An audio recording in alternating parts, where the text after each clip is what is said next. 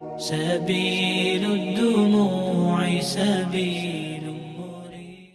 السلام علیکم ورحمۃ اللہ وبرکاتہ.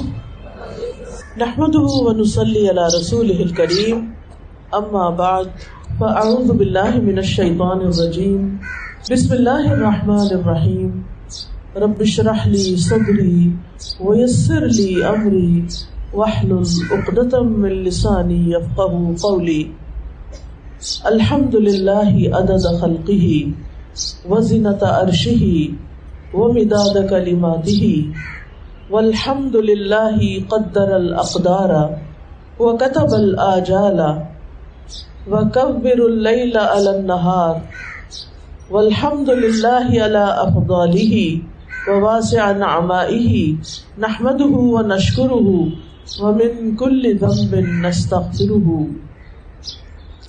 ہر قسم کی تعریف اللہ رب العزت کے لیے ہے. اس کی مخلوقات کی تعداد کے برابر، عرش کے وزن کے برابر، اس کے کلمات کی سیاہی کے برابر.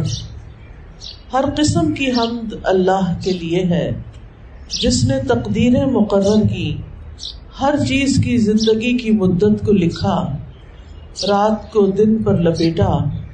ہر قسم کی حمد اللہ کے لیے ہے، اس کے احسانات پر، اس کی وسیع نعمتوں پر. ہم اس کی حمد کرتے ہیں اور اس کا شکر ادا کرتے ہیں اور ہر قسم کے گناہ سے اس کی بخشش طلب کرتے ہیں. قرآن مجید میں اللہ سبحانہ تعالیٰ کا ارشاد ہے: اقترب للناس حسابهم وهم فی غفلۃ معرضون. لوگوں کے لیے ان کے حساب کا وقت قریب آ لگا ہے جبکہ وہ غفلت میں منہ موڑے ہوئے ہیں. اسی طرح اللہ تعالیٰ فرماتے ہیں: وَإِنَّ كَثِيرًا مِّنَ النَّاسِ عَنْ آيَاتِنَا لَغَافِلُونَ. اور بے شک اکثر لوگ ہماری آیات سے غفلت برتتے ہیں، ہماری نشانیوں سے غفلت برتنے والے ہیں. یہ انسانوں کا حال ہے کہ اپنی آخرت کو بھی بھلائے ہوئے ہیں، اپنی موت کو بھلائے ہوئے ہیں، اپنے اعمال سے بے خبر ہیں، اپنی ذمہ داریوں سے بے خبر ہیں کہ انہیں کیا کرنا چاہیے اور کیا نہیں. اسی طرح کائنات میں اللہ سبحانہ تعالیٰ نے اپنی پہچان کے لیے جو نشانیاں رکھی ہیں، بہت سے لوگ ان سے بھی غافل ہیں کہ یہ سب کچھ کیوں ہو رہا ہے. ان نشانیوں میں سے ایک نشانی موجودہ چند دن پہلے اسی مہینے میں آنے والا ترکی اور شام کا زلزلہ ہے. ترکی میں 9 لاکھ بلڈنگز گری ہیں اس کی وجہ سے، یعنی کتنے گھر جو ہیں وہ ختم ہو گئے. اور آپ نے کچھ ویڈیوز بھی دیکھی ہوں گی کہ کس طرح آن کی آن میں لوگ جو ملینئر تھے وہ زیرو پہ آ گئے، جو گھروں والے تھے وہ بے گھر ہو گئے. لیکن ہم میں سے کتنے لوگوں نے سبق سیکھا، ہم میں سے کتنے لوگ غفلت سے جاگے، ہم میں سے کتنے لوگوں نے سچی توبہ کی، ہم میں سے کتنے لوگوں نے اپنے گناہوں کی معافی مانگی، ہم میں سے کتنے لوگوں نے اپنی سوچ کو اور اپنی فکر کو آخرت کی فکر بنایا کہ یہ کسی کے ساتھ کبھی بھی ہو سکتا ہے. سوچئے، تھوڑی دیر انسان امیجن ہی کر کے دیکھے کہ انسان اپنے گھر میں کس طرح ریلیکسڈ ہوتا ہے، کھا رہا ہے، پی رہا ہے، سو رہا ہے، جاگ رہا ہے، نہا رہا ہے. کتنے ہی ان بلڈنگز میں ہوں گے شاید وہ نہا رہے ہوں، کوئی نماز پڑھ رہا ہوگا، کوئی کھا پی رہا ہوگا، کوئی ٹی وی دیکھ رہا ہوگا، کوئی حلال کام کر رہا ہوگا، کوئی حرام کام کر رہا ہوگا. لیکن موت تو چند سیکنڈ کے اندر ہی آ گئی اور کیسے کیسے ملبے کے نیچے دب گئے. ایسے سوچ کے بھی وحشت آتی ہے، انسان کا سوچ کے بھی دم گھٹنے لگتا ہے کہ کس طرح کتنی تیزی کے ساتھ اور کتنے لاکھوں لوگوں کی وفات جو ہے بیک وقت ہو گئی، اور جو زندہ بچے بھی ہیں وہ کس ٹرامے کا شکار ہیں کہ انہوں نے موت کو کتنے قریب سے دیکھا. اسی لیے اللہ سبحانہ تعالیٰ نبی صلی اللہ علیہ وسلم کو حکم دیتے ہیں: وَأَنذِرْهُمْ يَوْمَ الْحَسْرَةِ إِذْ قُضِيَ الْأَمْرُ وَهُمْ فِي غَفْلَةٍ وَهُمْ لَا يُؤْمِنُونَ. اور انہیں پچھتاوے کے دن سے ڈرائیں حسرت کے دن سے ڈرائیں جب ہر کام کا فیصلہ کر دیا جائے گا اور وہ سراسر غفلت میں ہے اور وہ ایمان نہیں لاتے. یعنی ایک دن ایسا ہوگا کہ ہر انسان جس نے اچھا بھی کیا ہوگا وہ بھی اور جس نے برا کیا ہوگا وہ بھی, سب کے سب حسرت ریگریٹس کا شکار ہوں گے. جنہوں نے اچھا کیا وہ کیوں حسرت کا شکار ہوں گے؟ کاش ہم اس سے بہتر کرتے, اس سے زیادہ کرتے. اور جنہوں نے نہیں کیا ہوگا وہ تمنا کریں گے کاش ایک دفعہ دنیا میں دوبارہ واپس جانے کا موقع ملے تو میں وہ سارے کام کر لوں جو میں نہیں کرتا رہا. آج ہم چھوٹی چھوٹی بات پہ نماز چھوڑ دیتے ہیں, دل پہ بوجھ آتا بھی ہے تو تھوڑی دیر کے لیے پھر اس کو کسی اور چیز سے بہلا دیتے ہیں, کچھ کھا کے, کچھ ہنس بول کے, کچھ ٹی وی دیکھ کے, کچھ ادھر ادھر اپنے دل کا بوجھ اتار دیتے ہیں. لیکن کیا واقعی وہ بوجھ اتر جاتا ہے ہم سے؟ کیا واقعی وہ نماز ہماری معاف ہو چکی ہوتی ہے؟ کیا واقعی وہ ہماری ذمہ داری ہم سے رائٹ آف کر دی جاتی ہے؟ ایسا تو نہیں ہے. وہ تو اپنی جگہ پر کھڑی ہے اور اس کے بارے میں پوچھ ہوگی. پھر اسی طرح ہم نعمتوں پہ نعمتیں استعمال کرتے جاتے ہیں اور اللہ کا شکر ادا نہیں کرتے. کیا ہم بھول جاتے ہیں کہ ان نعمتوں کے بارے میں حساب ہوگا, ان نعمتوں پہ ہمیں شکر گزار ہونا ہے. لَتُسْأَلُنَّ يَوْمَئِذٍ عَنِ النَّعِيمِ, اور تم سے اس دن نعمتوں کے بارے میں ضرور سوال کیا جائے گا کہ ان کو استعمال کر کے, ان کو کھا کے پھر اللہ کا شکر کتنا ادا کیا, اللہ کی طرف رغبت کتنی کی. اللہ کے رسول صلی اللہ علیہ وسلم کو حکم دیا گیا وَاذْكُرْ رَبَّكَ فِي نَفْسِكَ تَضَرُّعًا وَخِيفَةً وَدُونَ الْجَهْرِ مِنَ الْقَوْلِ بِالْغُدُوِّ وَالْآصَالِ وَلَا تَكُن مِّنَ الْغَافِلِينَ, اور صبح اور شام اپنے دل میں عاجزی اور خوف اور بغیر بلند آواز کیے اپنے رب کا ذکر کیجیے اور آپ غافلوں میں نہ ہوں. لیکن ہم میں سے کتنے لوگ صبح شام کے اذکار کرتے ہیں؟ یعنی بہت سے لوگ مسائل میں بھی گھرے ہوتے ہیں, ان کو شدید ضرورت ہوتی ہے پروٹیکشن کی, ان کے پاس وقت بھی ہوتا ہے, لیکن شیطان ایسا حاوی ہوتا ہے کہ وہ بھول جاتے ہیں کہ انہوں نے صبح و شام اللہ کو یاد کرنا ہے, اور یہ نماز کے علاوہ بھی ہے. غفلت کس حالت کا نام ہے؟ غفلت اصل میں کہتے ہیں کسی چیز کو بھول جانا اور اس کو توجہ نہ دینا, امپورٹنس نہ دینا. انسان کے ذہن سے کسی چیز کا غائب ہو جانا. اور یہ عموماً کیوں ہوتا ہے؟ جب ہم کسی چیز کو امپورٹنس نہیں دیتے, اہمیت نہیں دیتے, تو وہ چیز ہمیں بھولنے لگتی ہے. غفلت کی دو قسمیں ہوتی ہیں, ایک ہے محمود غفلت اور ایک ہے غیر محمود غفلت, مذموم غفلت. ایک ہے محمود غفلت, پسندیدہ غفلت.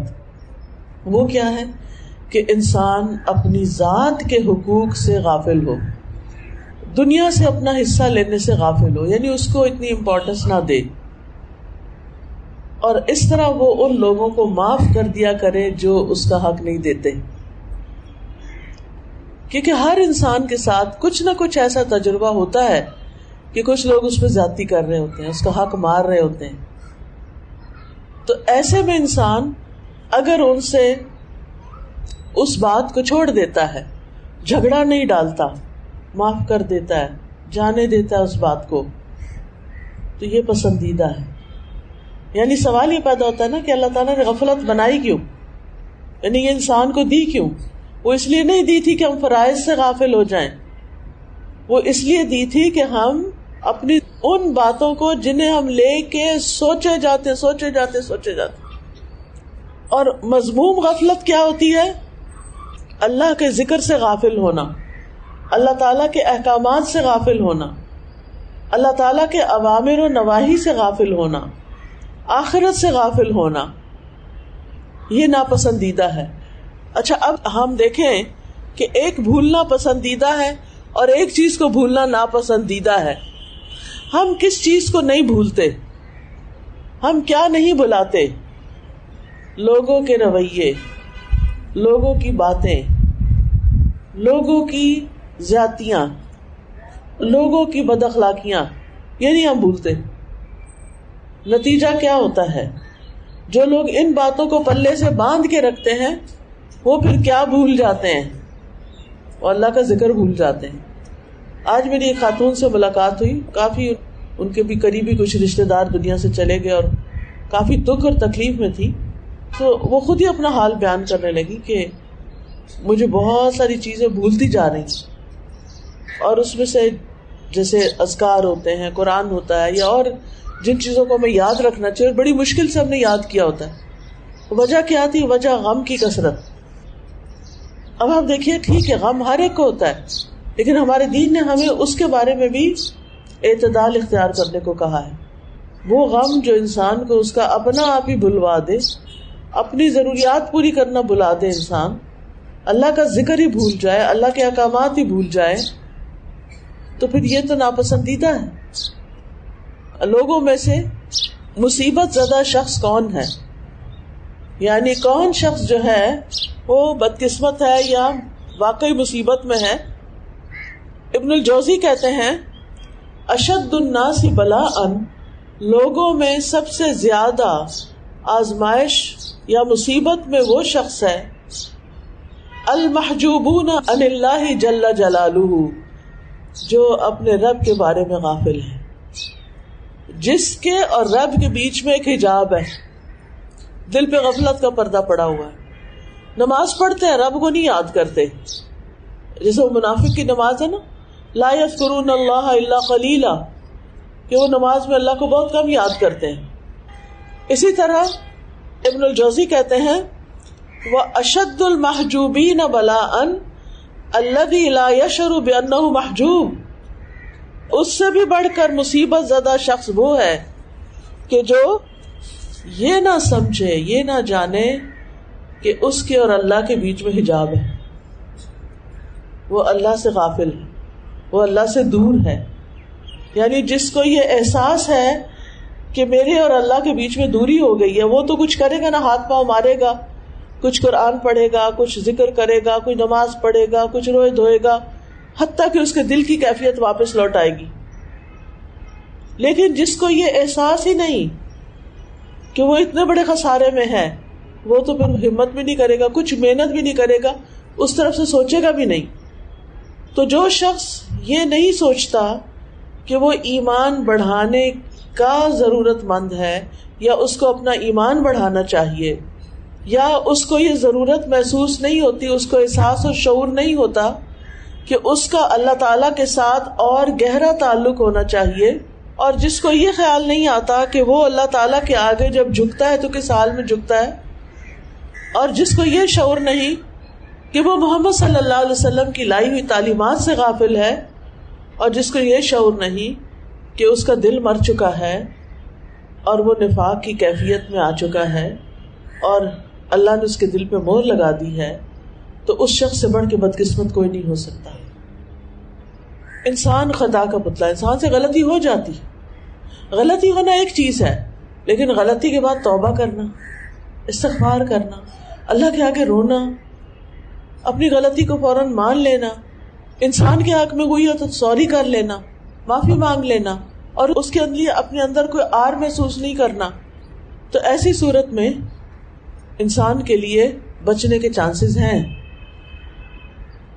اب یہ ہے کہ یہ پتہ کیسے چلے کہ ہم غافل ہیں؟ کن باتوں سے پتہ چلے گا کہ ہم غفلت کا شکار ہیں، یا ہمارے دل پہ مہر لگ گئی ہے، یا ہمارا دل اللہ سے دور ہے، یا ہمارا تعلق اللہ سے مضبوط نہیں؟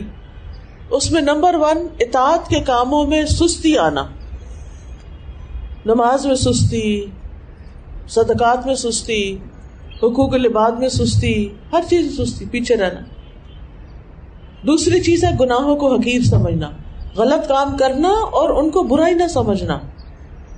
اب آپ دیکھیں ہم میں سے کتنے لوگ ہیں جن کو بہت سارے اللہ تعالیٰ کے یا رسول اللہ صلی اللہ علیہ وسلم کی طرف سے آئے ہوئے احکامات پتہ ہیں، they take it very lightly. کیوں؟ کہتے اس سے کیا فرق پڑتا ہے؟ نہیں، آپ کے نزدیک فرق نہیں پڑتا، لیکن حقیقت میں بہت بڑا فرق پڑتا ہے. اب دیکھیں مثلاً آپ کسی کو کوئی کام کہتے ہیں، وہ ایک دم بلنٹلی کہہ دیتے میں نہیں کر سکتا، آپ کو فرق پڑتا ہے؟ اور اگر وہ آپ کا اپنا ہی بچہ ہو جس پر آپ کے احسانات بھی ہوں اور وہ آپ کو آگے سے انکار کر دے نہیں میں نہیں کر سکتا، تو آپ کو کیسا لگے گا؟ اللہ سبحانہ وتعالیٰ کے ہم پر کتنے زیادہ احسانات ہیں، اور جب اللہ تعالیٰ ہمیں کسی ایک کام کی طرف بلاتے ہیں، کسی نیکی کی طرف بلاتے ہیں، اور ہم کہیں کہ ابھی میرا موڈ نہیں، ابھی میرا دل نہیں، ابھی میں نے اس پہ پڑھا نہیں، ابھی میں اس کو جانتا نہیں، تو آپ سوچئے کہ پھر اللہ تعالیٰ کے ہاں بندے کا کیا مقام رہے گا۔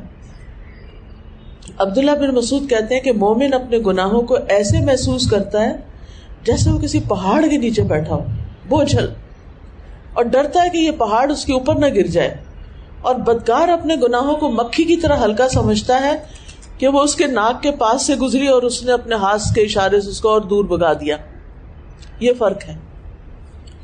غافل انسان کی ایک اور پہچان کہ وقت کو غیر مفید کاموں میں استعمال کرتا ہے، ان امپورٹنٹ کاموں میں، ان نیسسریلی اپنے لیے کوئی مصروفیت ڈھونڈ لیتا ہے جس کا کوئی اس کو فائدہ نہیں ہوتا، نہ دین میں نہ دنیا میں۔ لیکن کامیاب مومنوں کی علامت کیا ہے؟ والذین هم عن اللغو معرضون، کہ وہ لغو چیزوں سے، فضول چیزوں سے، بیکار کے کاموں سے کیا کرتے ہیں؟ اعراض برتتے ہیں، اس طرف جاتے ہی نہیں ہیں۔ ابن مسعود کہتے ہیں میں اس بندے کو پسند نہیں کرتا جسے میں بالکل فارغ دیکھتا ہوں، نہ ہی وہ دنیا کے کسی کام میں مشغول ہوتا ہے نہ آخرت کے کسی کام میں۔ تو کہتے ہیں میں اس بندے کو پسند ہی نہیں کرتا، وہ میری کتاب میں ہی نہیں۔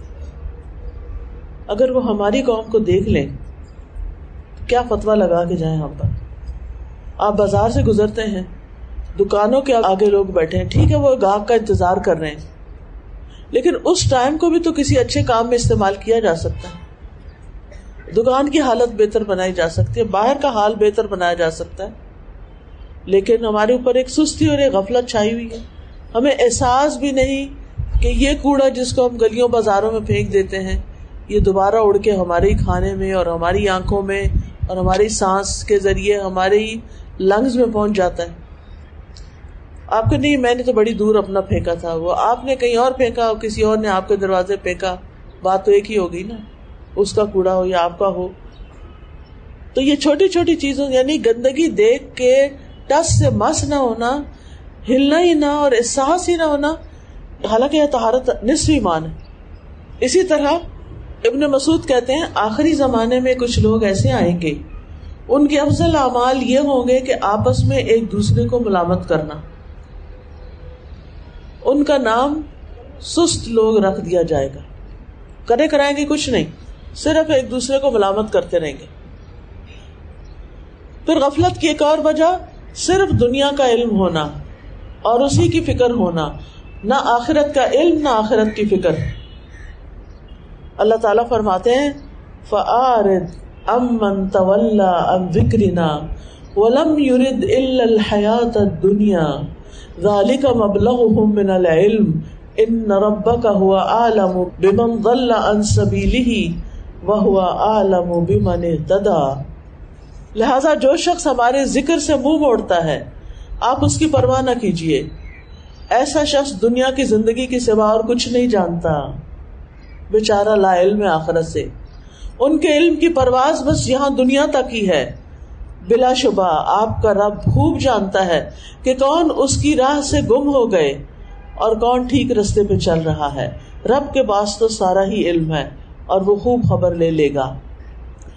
تو غفلت کا سب سے بڑا سبب دنیا پرستی ہے، دنیا کی محبت ہے، پھر لہو و لعب میں مبتلا ہونا، کھیل تماشوں سے دلچسپی ہونا، پھر متاع الغرور سے بہت محبت ہونا، دھوکے کے سامان سے، دنیا کی لالچ اور ہرس رکھنا اور اس میں ایک دوسرے سے آگے بڑھنے کی فکر کرنا، لمبی آرزوئیں، دل کا کسی اور کی محبت میں مشغول ہو جانا۔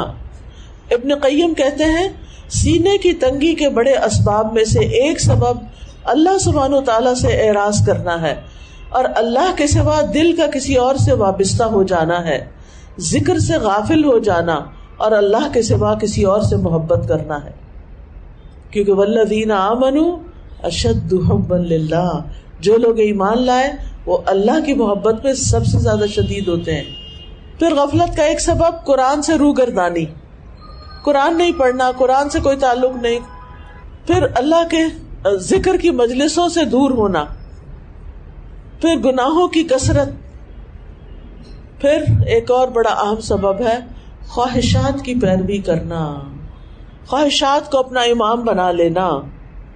خواہشات میں نبی صلی اللہ علیہ وسلم نے جن 2 چیزوں کے بارے میں اپنی امت کو فتنے میں پڑنے کا فکر کیا تھا، وہ کھانے پینے کے بارے میں، یعنی زبان اور شرمگاہ سے متعلق تھی، کہ لوگ ان 2 چیزوں کی لذت کے لیے بہت فکر کریں گے، بہت کچھ کریں گے، لیکن باقی کرنے کے کام نہیں کریں گے.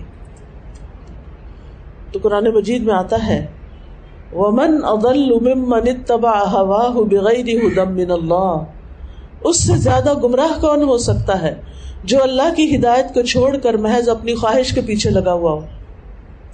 وہ سبھی سے بڑھ کر گمراہ ہے. اللہ سبحانہ وتعالیٰ نے اپنے پیغمبر داؤد علیہ السلام سے فرمایا وَلَا تَتَّبِعِ الْهَوَىٰ فَيُضِلَّكَ عَن سَبِيلِ اللَّهِ، خواہش نفس کی پیروی نہ کرنا ورنہ یہ بات تمہیں اللہ کی راہ سے بہکا دے گی.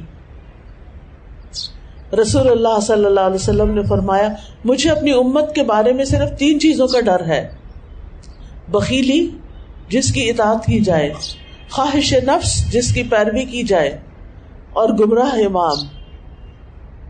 آپ نے یہ بھی فرمایا کہ عنقریب میری امت میں ایسے لوگ ہوں گے جو طرح طرح کے کھانے، رنگ برنگے مشروب طلب کریں گے کہ وہ لے آؤ وہ لے آؤ، اور طرح طرح کے کپڑے پہنیں گے، لیکن گفتگو میں بے احتیاطی کریں گے، گفتگو میں بے احتیاطی کریں گے، سوچ کے نہیں بولیں گے، اور طرح طرح کی سواریوں پہ سوار ہوں گے. وہ میری امت کے بدترین لوگ ہوں گے. پھر اسی طرح بری دوستی اور برا ماحول. بری دوستی اور برا ماحول جو ہے وہ انسان کو اللہ کے رسول صلی اللہ علیہ وسلم کے راستے سے ہٹا دیتا ہے. اب غفلت کے نقصان کیا ہیں؟ اگر آپ غافل انسان ہیں یا غفلت میں جیتے ہیں تو اس کے کچھ کانسیکوینسز بھی تو ہوں گے. وہ کیا ہے؟ سب سے پہلا نقصان زندگی کا تنگ ہونا. اللہ تعالیٰ فرماتے ہیں وَمَنْ أَعْرَضَ عَنْ ذِكْرِي فَإِنَّ لَهُ مَعِيشَةً ضَنْكًا وَنَحْشُرُهُ يَوْمَ الْقِيَامَةِ أَعْمَىٰ، اور جس نے میری نصیحت سے منہ موڑ لیا بے شک میں اس کے لیے زندگی تنگ کر دوں گا اور ہم اسے قیامت کے دن اندھا کر کے اٹھائیں گے، وہ دیکھ ہی نہیں سکے گا. پھر آپ دیکھیے کہ سوچنے سمجھنے کی صلاحیت کا مارا جانا. اللہ تعالیٰ فرماتے ہیں اولئک بأنہم استحبوا الحیاۃ الدنیا علی الآخرہ وأن اللہ لا یہدی القوم الصالحین، یہ اس لیے کہ انہوں نے آخرت کے مقابلے میں دنیا کی زندگی کو پسند کیا اور کفر کرنے والوں کو اللہ تعالیٰ سیدھی راہ نہیں دکھاتا. پھر ایک اور چیز یہ کہ جب انسان اللہ سے غافل ہوتا ہے نا، آخرت سے غافل ہوتا ہے، اپنے مقاصد سے غافل ہوتا ہے، تو شیطان اور برے ساتھی اس پہ حملہ آور ہو جاتے ہیں، وہ اس کے ساتھی بن جاتے ہیں، یعنی کہ اس کے ساتھ جمع ہو جاتے ہیں. نتیجہ کیا ہوتا ہے کہ پھر انسان نیک ساتھیوں سے، اچھے لوگوں سے اور دور ہو جاتا ہے. پھر دعائیں قبول نہیں ہوتی غافل لوگوں کی، اور قیامت کے دن بھی حسرت ہی حسرت رہے گی. اب اس غفلت کا علاج کیا ہو؟ پھر کیا کریں؟ سب سے پہلے کہ اپنے فرائض سے غافل نہ ہو. یہ معلوم کریں کہ آپ کے فرائض ہیں کتنے. اپنے فرائض سے، فرائض 2 طرح کے ہیں، موٹی موٹی بات بتاتی ہوں، باریک آپ کو بہت سی معلوم بھی ہوں گی، کر بھی رہی ہوں گی، لیکن وقتاً فوقتاً اس کو ریوائز کرنا چاہیے بدلتے حالات میں. خاص طور پر اس میں ڈائری بنا لیں، لکھ لیں کہ میری کیا کیا ذمہ داریاں ہیں، کیا کیا ڈیوٹیز ہیں میری، کون سی کر رہی اور کون سی نہیں کر رہی. دوسری چیز جو غفلت کا علاج ہے وہ نماز پڑھنا ہے. نہیں بھی دل چاہ رہا بس اٹھ جائیں، کھڑے ہو جائیں، وضو کر لیں، اور اپنے آپ کو دھوکہ دیا کریں اس طرح، اچھا بس میں اٹھی تو ہوں، اچھا ابھی تو میں نے بس وضو ہی کیا نا، ابھی تو مجھے جائے نماز بچھانی ہے، ابھی بہت ٹائم ہے. یعنی کرتے کرتے پھر یہ کہ چلو باقی کام بعد میں کر لیں گے جب میں نماز پڑھ لیتے، پھر انسان نماز کی طرف بھی آ جاتا ہے، وضو ہو جاتا ہے تو نماز بھی ہو جاتی. تو فرائض سے غافل نہیں ہونا. پھر دوسرا ہے نمازوں کی حفاظت کرنا. تیسرا ہے رات کو قیام کرنا، قیام اللیل. پھر ہے غیر اہم کاموں میں لگ کر اہم کام نہیں چھوڑنا، لغو کاموں کو چھوڑ دینا، غافل کرنے والی چیزوں کو چھوڑ دینا. کیونکہ بعض اوقات ہم گھر میں ایسی کوئی چیز لے آتے ہیں، اس میں ہم اتنے مشغول ہوتے ہیں کہ جو اصل کرنے کا کام ہے وہ بھول ہی جاتے ہیں. نیک لوگوں کے ساتھ بیٹھنا، ذکر کی مجلسوں میں شرکت کرنا، موت کو کثرت سے یاد کرنا. حضرت انس روایت کرتے ہیں کہ رسول اللہ صلی اللہ علیہ وسلم نے فرمایا، اپنی نماز میں موت کو یاد کرو، کیونکہ جب آدمی اپنی نماز میں موت کو یاد کرتا ہے تو یہ زیادہ لائق ہے کہ وہ نماز اچھی طرح ادا کرے گا. تیار ہو کے آ رہا نا پہلے سے ہی. اور اس آدمی کی طرح نماز پڑھو جو یہ سمجھتا ہو کہ آج کی یہ نماز اس کی آخری نماز ہے. پھر یہ کہ آخرت کی فکر کرنا، آخرت کو اپنا ہدف بنانا، وقت کی قدر کرتے ہوئے خیر کے کاموں میں حصہ لینا، مختلف خیر کے کاموں کے بارے میں معلوم کرتے رہنا. پھر صدقہ جاریہ کے کام کرنا. صدقہ جاریہ کیا ہوتا ہے؟ رسول اللہ صلی اللہ علیہ وسلم نے فرمایا، مومن کو اپنی وفات کے بعد جو عمل اور اچھائیاں پہنچتی ہیں ان میں سے یہ بھی ہیں، وہ علم جس کی وہ تعلیم دے دنیا میں اور اسے پھیلائے. یعنی دونوں کام، either you teach yourself اور spread the knowledge, spread the word. چاہے لکھ کے، چاہے آپ آڈیو سے، چاہے کسی بھی طریقے سے. نیک اولاد جو اپنے پیچھے چھوڑے، وہ ماں باپ کے لیے دعائیں کرتی. قرآن مجید کا نسخہ جو کسی کو وراثت میں ملا اور وہ پڑھنا شروع ہو گیا.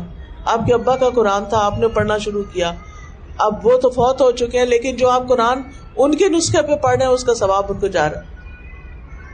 مسجد جو انسان نے تعمیر کی، مسافر خانہ جو انسان نے قائم کیا. اب مسافر خانہ کا ایک میں آپ کو بہترین آلٹرنیٹ بتاتی ہوں، اور وہ ہے ہاسٹل بنانا.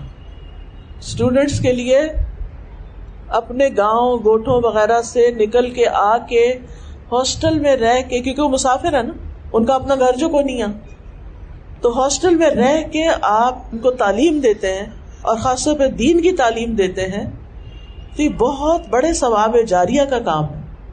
آج کے دور میں مسافر خانے اس طرح نہیں رہے جیسے پہلے ہوتے تھے، لیکن اس طرح کے مسافر خانے آپ بنا سکتے ہیں.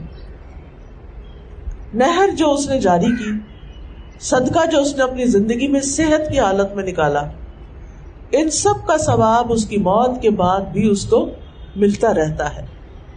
اسی طرح صدقہ جاریہ سے مراد خیر اور بھلائی کے ان کاموں میں مال خرچ کرنا ہے جن سے لوگوں کو فائدہ پہنچے، جیسے مسجد، اسکول، مدرسہ، مسافر خانہ، ہسپتال کی تعمیر، کوئی دوائی بنانا، پانی پلانے کا انتظام کرنا، کنواں کھدوانا، سایہ دار پھل دار درخت لگوانا. یہ سارے کام صدقہ جاریہ کے کام ہیں. اسی طرح ایک اور روایت میں آتا ہے، رسول اللہ صلی اللہ علیہ وسلم نے فرمایا، سب سے افضل صدقہ یہ ہے کہ اللہ کی راہ میں کسی خیمے کا سایہ مہیا کرنا. یعنی جو فی سبیل اللہ مجاہد جاتے ہیں اللہ کے راستے میں لڑنے کے لیے، تو ان کے لیے خیمے کا سایہ مہیا کرنا، یا اللہ کی راہ میں کوئی خادم ہبہ کرنا. اللہ کی راہ میں کوئی خادم مہیا کرنا، یا اللہ کی راہ میں کسی نر جانور پر کسی کو سوار کرنا. پھر مسجد بنانا، پانی کا انتظام، درخت لگانا، مسافروں کی ضروریات کا خیال، یتیم اور مسکین پہ خرچ کرنا، یہ ساری چیزیں انسان کے اعمال کی بلندی کا باعث بنتی ہیں. اللہ کے دین کے لیے اگر کوئی کام کر رہا ہے، جیسے اب الہدا میں لوگ پڑھاتے ہیں، تو اب الہدا کا کوئی بزنس تو ہے نہیں ایسا سچ کہ جس سے وہ اتنی آمدنی ہو، تو لوگوں کی ڈونیشن پر ہی پھر سیلریز دی جاتی ہیں، یا اسٹوڈنٹ اسپانسرشپ ہوتی ہے کہ ان سے توقع ہے کہ آگے جا کے یہ اللہ کے راستے میں کام کریں گے، کسی کو پڑھوا دیں. اس میں آ جاتا ہے بالکل. خیمہ مہیا کرنا، ابھی جو فلڈ ہوا تھا اس میں خیمے دیے گئے تھے نا. جی اچھا، 2 اناؤنسمنٹس کرنا چاہوں گی ضروری.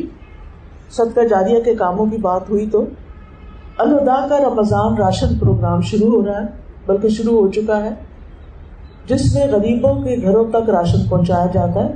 ہم اپنی برانچز کے ذریعے یہ کام کرتے ہیں. جیسے ابھی یہ سب آپ کے سامنے برانچز کی ٹیمز بیٹھی ہوئی ہیں جو میتوں کے غسل کے لیے جاتی ہیں. آپ نے ان کی سٹوری سنی کہ کس طرح یہ رات کو دن کو بچوں بوڑھوں مریضوں جو لمبے عرصے سے بیمار تھے ان کے غسل کے لیے جاتے ہیں. اسی طرح غریبوں کے علاقے میں سندھ کے اندر بھی انٹیریئر میں بھی اور کراچی میں بھی راشن تقسیم کیے جاتے ہیں. تو اس سال کا جو راشن پروگرام ہے 2023 کا، اس میں ایک پیک کی قیمت 8,300 ہے. ایک خاندان کو جو ہم دیں گے، اس میں تسلی کی بات یہ ہے کہ چونکہ ہماری اپنی برانچز انوالو ہوتی ہیں تو ہمیں تسلی ہوتی ہے کہ حقداروں تک یہ چیز جائے گی انشاءاللہ. پھر برانچز میں ہونے والے کورسز اور دورہ قرآن کے فلائر سب کو دیے گئے. خود بھی جائیں اور لوگوں کو بھی بلائیں. حدیث میں آتا ہے الدال علی الخیر کفاعلہ، جو شخص کسی کو نیکی کے راستے کی رہنمائی کر دیتا ہے کہ جاؤ فلاں جگہ قرآن پڑھا جا رہا ہے تم بھی چلے جاؤ، صرف بتا دیتا ہے، ایک فلائر دے دیتا ہے، تو جو کچھ وہ کرتا ہے وہ سارا ثواب بتانے والے کو ملتا ہے. پھر اسی طرح غسل میت اور نارتھ ناظم آباد مغسلہ کی فلائر بھی ہیں. یعنی اگر آپ اپنے کسی عزیز پیارے کو کہیں اور بھیجنے کی بجائے اگر نارتھ ناظم آباد تک پہنچا سکتے ہیں تو وہاں پہنچا دیں اور وہاں سے غسل وغیرہ کا انتظام ہو جائے گا. اسی طرح قرآن مجید کے لفظی ترجمے والے سیٹ بھی موجود ہیں، آپ لوگ خرید سکتے ہیں. اسٹال لگا ہوا ہے تاکہ زیادہ سے زیادہ لوگ، آگے رمضان آ رہا ہے نا، تو آپ تو اکثر دورہ قرآن سنتے ہیں، سننا بھی اچھا ہے، لیکن پڑھنے کی بھی کوشش کریں کہ عربی پڑھیں ساتھ اردو ترجمہ پڑھیں. اس دفعہ یہ بھی ایک ٹارگٹ رکھیں اپنا. تو اس کے لیے قرآن مجید لفظ ترجمے کے موجود ہیں، آپ وہ اپنے لیے بھی لے سکتے ہیں، اوروں کو بھی دے سکتے ہیں. یہ ثواب جاریہ کا کام ہے. اس کے ساتھ ہی میں اپنی بات ختم کرتی ہوں. سبحانک اللہم و بحمدک اشہد ان لا الہ الا انت استغفرک و اتوب الیک. السلام علیکم و رحمۃ اللہ وبرکاتہ.